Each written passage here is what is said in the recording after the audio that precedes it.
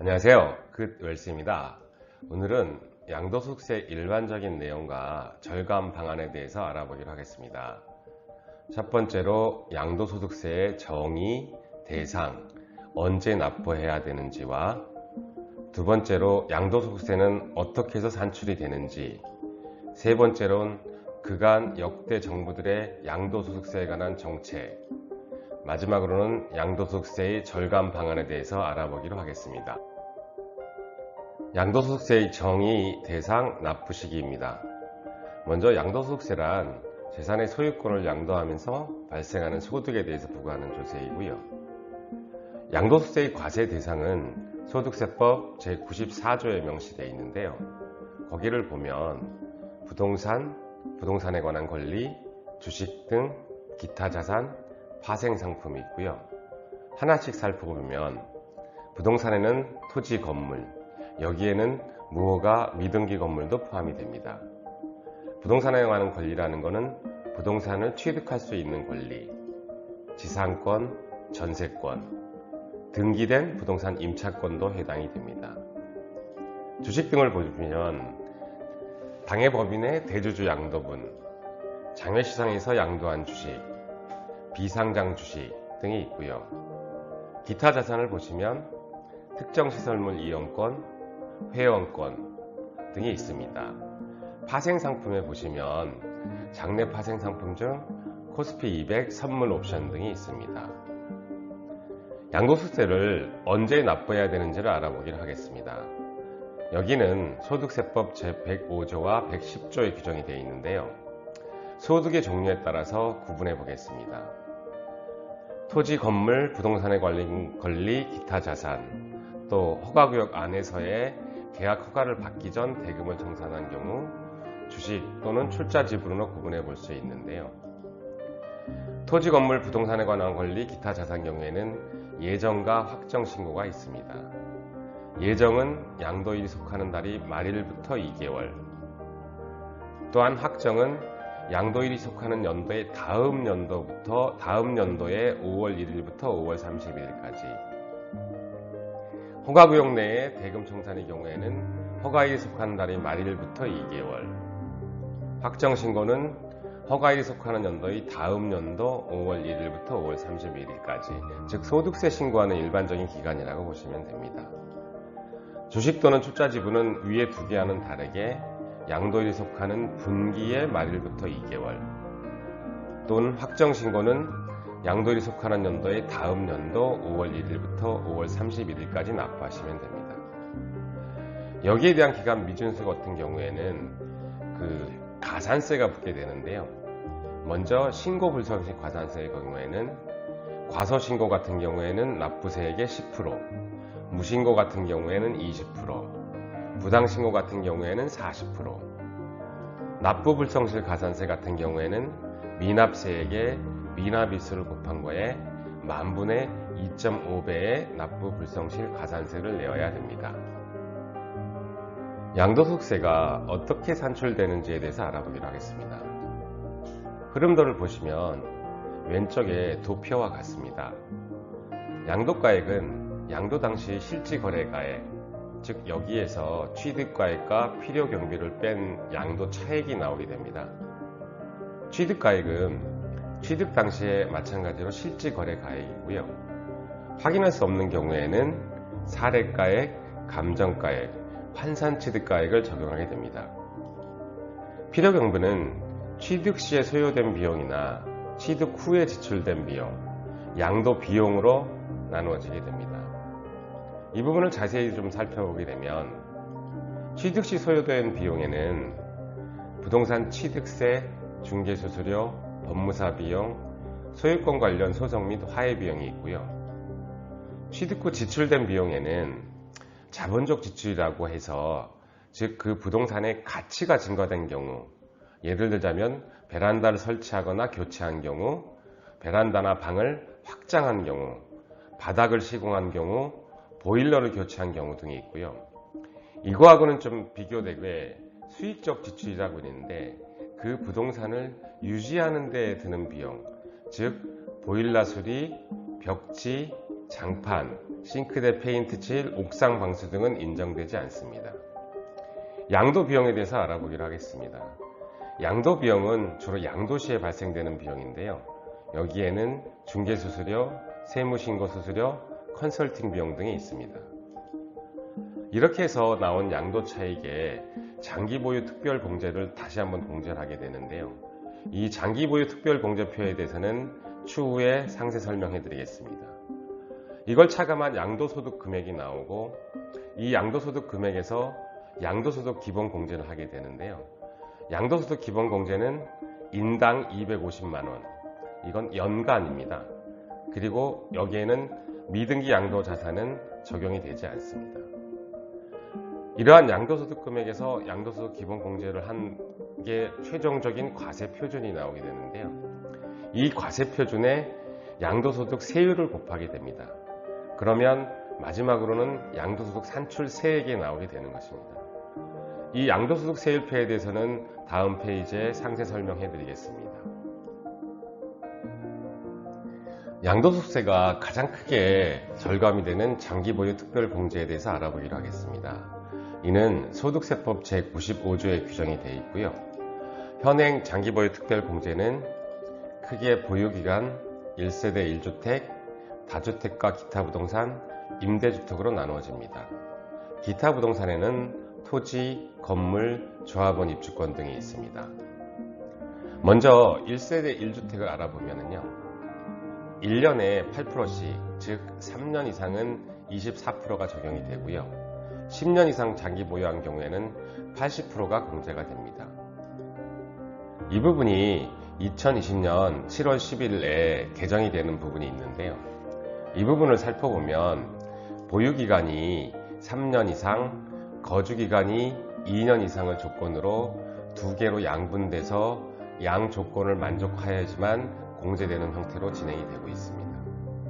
그래서 3년 이상 같은 경우에는 보유기간이 12%에서 40%, 거주기간 같은 경우에는 2년 이상부터 시작하기 때문에 8%에서 40%, 양 보유기간을 합산해서 장기보유 특별공제가 됩니다. 다주택자에 대해서 알아보기로 하겠습니다. 다주택자의 그 장기보유 특별공제는 개정안에 보면은 장기보유 특별공제가 없어지는 걸로 되어 있고요. 다음에 임대주택을 알아보기로 하겠습니다. 임대주택에 대한 장기보유 특별공제율 특례와 추가 조항은 조세특례제한법 제97조의 3과 4에 규정이 되어 있는데요. 먼저 장기보유 특별공제의 추가사항을 먼저 알아보면 대상은 장기, 단기, 거주자나 비거주자를 구분하지 않고요. 임대율하고 감면율은 매년 2%씩, 즉 6년 이상 보유한 부분에 대해서는 2%에서 10%까지 추가가 됩니다. 비상속인 임대기간을 통산해서 감안이 되고요. 면적, 임대료 증액 제한은 조건 제한이 없습니다. 가액 요건은 기준시가 6억, 수도권 밖의 경우에는 3억, 등록기한은 2018년 3월 31일까지 등록한 임대주택 사업자에 대해서 적용이 되고요. 특례 적용 양도차익은 임대주택을 취득할 때부터 양도시까지의 장기보유 특별공제가 적용이 됩니다. 다음에는 준공공임대주택의 임대주택 사업자에 대한 장기보유 특별공제를 알아보기로 하겠습니다. 이는 특례제한법 제90조 3에 규정되어 있고요. 장기임대주택, 즉 준공공임대주택 거주자인 경우에 하나고, 임대기간 감면율은 8년 동안 보유하신 50%, 10년 동안 보유할 시에는 70%가 적용되고요. 여기도 피상속인 임대기간이 통상되고요. 여기는 제한적이 좀 많이 따르는데, 면적은 국민주택 규모 이하, 임대료 증액 제한은 임대 등록 시부터 5%, 가액 요건은 장기보유 특별공제 추가 조건과 유사한 기준시가 6억에 수도권방 3억, 여기도 7월 10일 개정안이 발의되어 있는데요. 등록기한은 원래는 2022년 12월 31일까지 되었는데 이 부분을 올해 12월 31일까지 등록하기로 개정이 되어 있고요. 특례 적용 양도차익의 경우에는 임대 등록 기간만 장기보유 특별공제를 해주는 걸로 개정할 예정입니다. 산출세액을 구하기 위해서 과세표준에 곱해지게 되는 양도소득세 세율에 대해서 알아보기로 하겠습니다. 양도소득세 세율은 소득세법 제55조의 기준을 두고 있고요. 2010년 7월 10일에 주택시장 안정 보완대책의 개정 방향과 같이 알아보기로 하겠습니다. 크게 세율은 자산구분, 보유기간, 과세표준, 기본, 조정지역 2주택, 3주택, 분양권, 누진공제 등으로 나눠지는데요. 먼저 미등기나 2년 미만의 토지 건물에 대해서 알아보면 미등기 같은 경우에는 세율이 70%, 1년 미만 같은 경우에는 토지 분양권 50, 주택조합 입주권 40%에서 2년 미만의 경우에는 주택조합 입주권은 일반적인 양도소득세를 따라가게 됩니다. 이 부분의 개정 방안을 보시면 2년 미만 보유주택에 대한 양도소득세율을 인상하게 되는데요. 1년 미만 같은 경우에는 70%, 2년 미만 같은 경우에는 60%로 되어 있습니다. 2년 이상에 대해서 알아보기로 하겠습니다. 과세표준은 1200만 원 이하에서 5억 원 초과로 이렇게 세분에 되어 있는데요. 기본 세율을 보시면 1200만 이하 6%에서부터 5억 원 초과 42%까지 규정이 되어 있습니다. 이 부분에서 8,800만 원의 과세표준을 기준으로 양도소득세율이 크게 인상이 되는데요. 여기에 해당하는 과세표준의 경우에는 절감 방안들을 신중히 살펴볼 필요가 있겠습니다. 다음 조정지역 내 2주택과 3주택을 알아보면요. 기본 세율에 10%와 20%가 추가되는데요. 이 부분이 또 중과세율 인상의 개정안이 발표된 바에는 2주택 같은 경우에는 10%에서 20%로 상향, 3주택 같은 경우에는 20%에서 30% 상향이 되고요. 주택수 산정에 분양권이 포함이 되기로 되어 있습니다. 조정지역 내 분양권 같은 경우에는 50%의 세율이 적용되는데요. 이 부분 같은 경우에도 분양권이 조정지역뿐만 아니라 모든 지역 불문하고 확대가 되고요. 여기에 대한 양도세액도 1년 미만의 경우에는 70%, 2년 미만의 경우에는 60%로 되어 있습니다. 추가적으로 법인의 양도 대상 확대 및 추가 세율이 인상이 되는데요. 법인의 양도 대상이 주택 별장에서 입주권이나 분양권까지 추가가 되고요. 여기에 법인 세율에 추가 세율 10% 적용하는 부분이 20%까지 상향되기로 되어 있습니다. 양도소득세에 대한 역대 정부들의 정부 정책과 현재 부동산 정책을 비교해 보겠습니다. 먼저 그림에서 보시면 약간 갈색 같은 경우에는 규제 정책이고요. 노란색 표시가 활성화 정책이라고 보시면 됩니다. 박정희 정부에서는 토지 양도 차익에 대해서 67년 50%를 과세했고요. 78년도에는 양도세를 30%에서 50%로 증가하게 됩니다. 전두환 정부에서는 활성화 조치와 규제 정책이 병행이 되는데요. 81년에 양도세를 완화하고요. 83년에는 양도세에 대한 탄력세율을 적용 시한을 단축시켜 버립니다. 86년도에는 활성화 정책으로 주택 양도세 면제 기간을 18개월에서 24개월로 연장을 하고요. 노태우 정부에서는 규제 정책이 나오게 되는데 1가구 1주택자에 대한 비과세율권을 강화하고요. 이때 89년도에 토지공개념 3법이 제정이 됩니다. 김영삼 정부에서는 그 유명한 95년 부동산 실명제가 시행되기 시작했고요. IMF가 터지면서 부동산에 대한 규제를 완화합니다. 김대중 정부 들어가서는 다시 규제 정책이 되는데요. 투기 지역의 양도세를 실거래가로 과세하기 시작합니다. 노무현 정부 들어에서는 2003년도에 1가구 3주택의 양도세를 60%로 했다가 2005년도에서는 1가구 3주택의 양도세를 50%로 낮추게 됩니다. 이명박 정부나 박근혜 정부에서는 규제 활성화 대책이 나오게 되는데요. 이명박 정부 때는 다주택자 양도세 중과세 10%를 적용하지 않게 되고요. 박근혜 정부에서는 미분양 신축 주택 매수 시 양도세를 5년간 면제해 주게 됩니다. 또한 다주택자에 대한 양도세 중과세를 이때 폐지하게 됩니다. 현재의 정부 정책에 대해서 알아보기로 하겠습니다. 17년도에 다주택자에 대한 양도세가 중과가 되고요. 이때 2주택자가 기본세율의 10%, 3주택자가 기본세율의 20%가 중과됩니다. 18년도에는 서울 동작, 종로, 중구, 동대문을 투기지역으로 지정하고요. 경기 광명, 하남도 마찬가지로 투기 과열지구로 지정합니다. 18년 9.13 대책에서는 종합부동산세를 강화하고요. 또한 일시적 2주택의 기간을 3년에서 2년으로 축소시킵니다. 임대사업자에 대한 혜택도 이때 축소하기 시작했고요.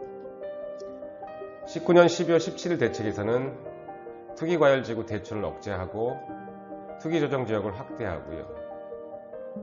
20년 6월 17일 6.17 대책에서는 강남 4개동, 즉 잠실, 삼성, 대치, 청담동을 토지거래 허가구역을 지정합니다. 재건축 아파트에 대한 분양구제를 분양 신청 시부터 2년 이상 거주하는 걸로 강화했고요.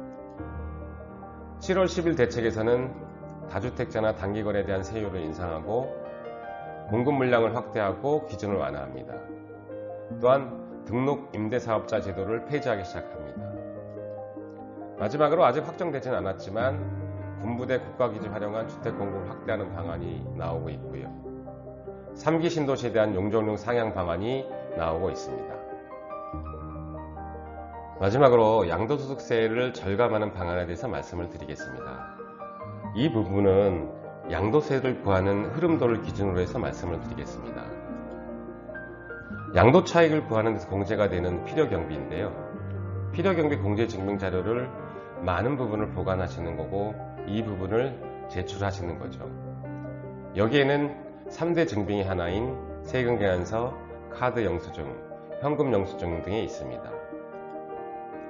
다음으로 양도차익에서 공제가 되는 장기보유 특별공제인데요.